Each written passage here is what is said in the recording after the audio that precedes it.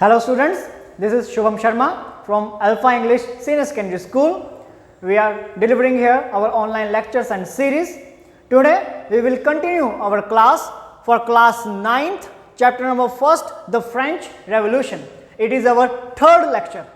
In previous lectures we have discussed, हमने पढ़ा था कि एक बैकग्राउंड देखा था फ्रेंच सोसाइटी का, वहाँ पर कैसे लोग रह रहे थे, how people in how many parts French society was divided, तीन एस्टेट्स थी, कौन कौन टैक्स देता था, कौन टैक्स नहीं देता था. we have privilege see about the hierarchy and monarchical system of French society. Louis XVI and her wife Marie Antoinette, उनके बारे में पढ़ा था. Then we have seen the taxation system of French society. उसके बाद हमने देखा था कि emergence of मिडिल क्लास, नए ट्रेडर्स बन के आते हैं, प्रोफेशनल्स नए बन के आते हैं, हमने उनके बारे में बात की थी. And we have also discussed the problems related with the middle class and the new thoughts and ideas emerged in the middle class. We talked about Voltaire, हमने बात की थी जॉन लॉक की, हमने बात की थी रूसो की. सो उनके थॉट्स के बारे में पढ़ा था और आज हम उसके आगे चलते हैं. We will discuss the next topics. The next topic is for today is beginning of revolution. आज हम रेवोल्यूशन कैसे शुरू होती है, क्रांति कहां से शुरू होती है, उसके बारे में पढ़ेंगे. Assembly of estate general. अब एस्टेट जनरल क्या थी? Estate general was an assembly of all three estates. All three estates कौन कौन से थे? Clergy, nobles and common people. इन तीनों की एक असेंबली को हम एस्टेट जनरल कहते थे. इन जहाँ तीनों ये मिलते थे, मीटिंग होती थी, उसको एस्टेट जनरल कहा जाता था. Estate general. तो लुई 16 क्या करता है? एस्टेट जनरल की एक मीटिंग बुलाता है. क्यों बुलाता है? For new bill for more additional taxes. अब जैसे आपको पता है कि उस टाइम पे फ्रेंच सोसाइटी और French economy was in a huge debt, कर्जे में थी, was in under the huge pressure, economic pressure बहुत था. सो क्या कहा कि राजा को और ज्यादा पैसे चाहिए थे, और ज्यादा इनकम चाहिए थी. They wanted more revenue. For more revenues they needed extra taxes, the imposition of new taxes. So taxes को लागू करने के लिए एस्टेट जनरल की एक मीटिंग करवानी पड़ती थी. वहां से उनको उस बिल को पास करवाना पड़ता था. तो नए टैक्सेस के बिल को पास करवाने के लिए एस्टेट जनरल की मीटिंग बुलाई जाती है. Formation of assembly. अब असेंबली आती है 300 members from each first two estates. 300 इससे और यहां से 600 मेंबर्स बुलाए जाते हैं. तो 300 थर्ड एस्टेट से बुलाए जाते हैं 600 मेंबर्स. तो ऐसे करके ये आपकी वहां पे एक कंपोजिशन होती है, इनको बुलाया जाता है. इनमें भी only in common people, under the common people only elite who were elites, traders, merchants, literates, जो बड़े अमीर लोग थे कॉमन पीपल के अंडर आते थे, सिर्फ वही असेंबली का पार्ट बनते हैं, एस्टेट जनरल में जाते हैं. जो फार्मर्स थे, पीजेंट्स थे, लेबर क्लास थी, विमेन्स थी, उनको वहां पे जाने की परमिशन नहीं दी जाती, वो उनको वहां पे अलाउड नहीं किया जाता.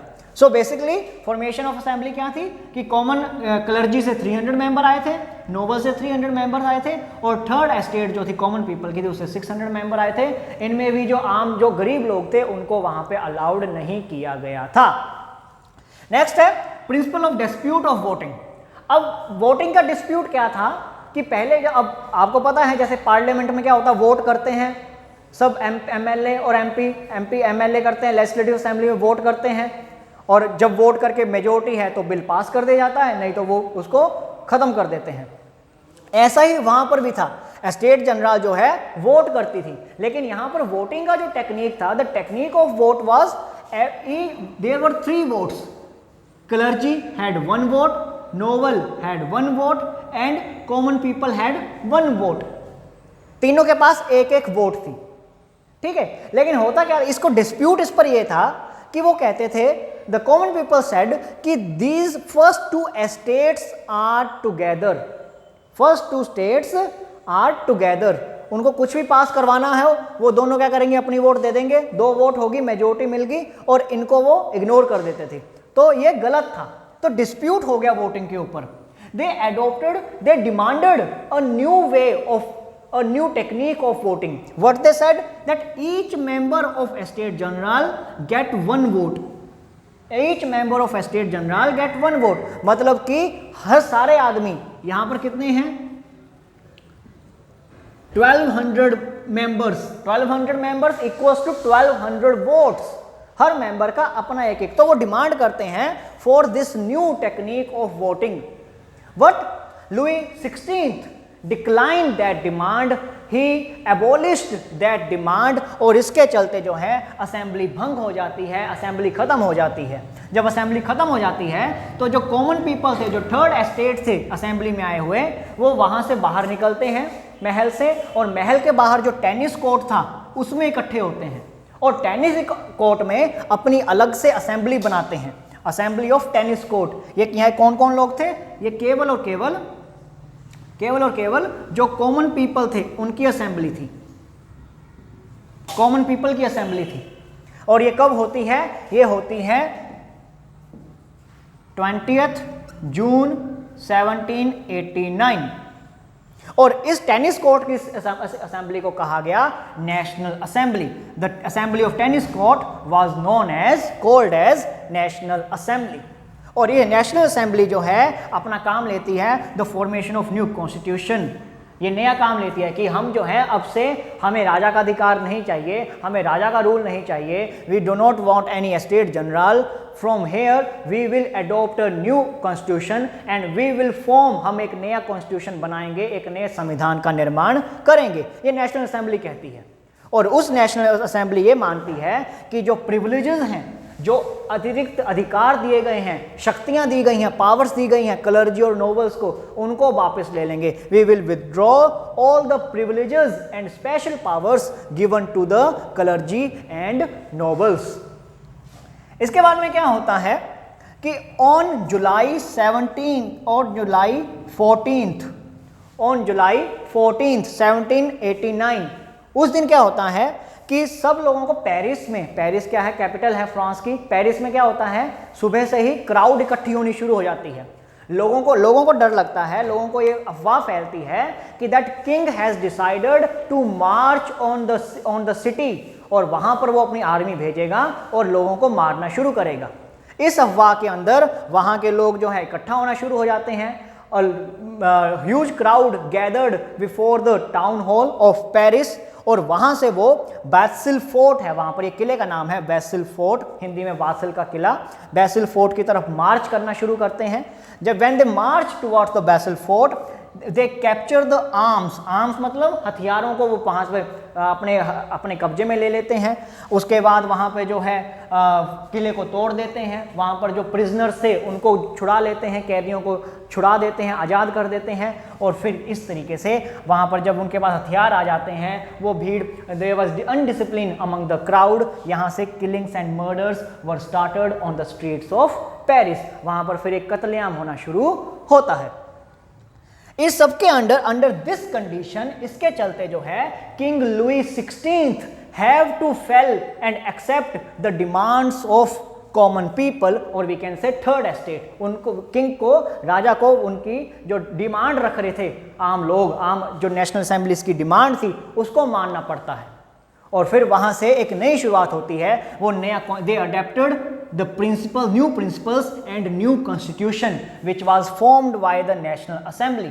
नए संविधान को एक्सेप्ट कर लिया जाता है, नए विचारों को, नए आइडियाज़ को एक्सेप्ट कर लिया जाता है. राजा उनको अनुमति दे देता है, परमिशन मिल जाती है. ये कौन कौन से थे? फर्स्ट था कि to put check upon monarchy, to put check upon the rule of king, कि राजा की जो पावर्स थी, राजा के जो अधिकार थे, राजा के जो काम थे, उसके ऊपर एक नज़र रखी जाने लगी. नेशनल, कौन रखेगा नजर? वो नेशनल असेंबली. अब कुछ ऐसे काम थे कि राजा अपनी मर्जी से नहीं कर सकता था. He have to get permission from national assembly. तो कुछ ऐसे काम रख, तो चेक करना शुरू कर दिया गया, उसको रिस्ट्रिक्ट कर दिया गया. Second was abolishment of feudal system on, it was passed on August 4 of 1789. तो एबॉलिशमेंट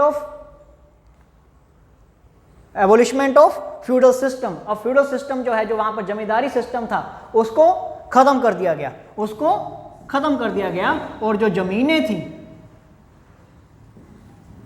जमीनें थी उनको जो है, जो कलरजी चर्च के पास जो जमीनें थी या फिर जो नोबल्स के पास में जो अलग फालतू की जमीनें थी, जो एक्स्ट्रा जो सरप्लस लैंड थी, it was distributed among the common people. तो कैसे हुआ कि क्या क्या था कि एक तो जो था कि मोनार्की को, जो मोनार्कियल रूल था, जो राजा का रूल था, that was put under the restrictions और that was put under the check and supervision of national assembly. The feudal system was abolished in French society.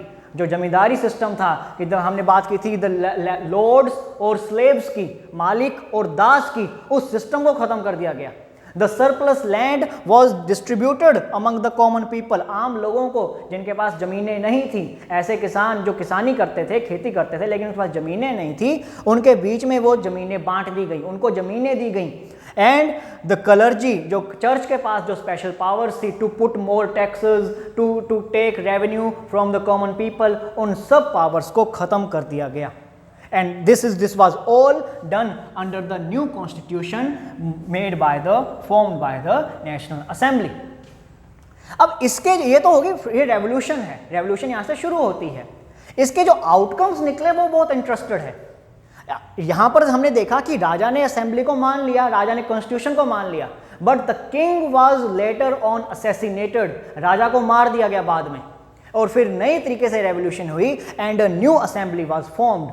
All of this we will discuss in our next lecture. Thank you.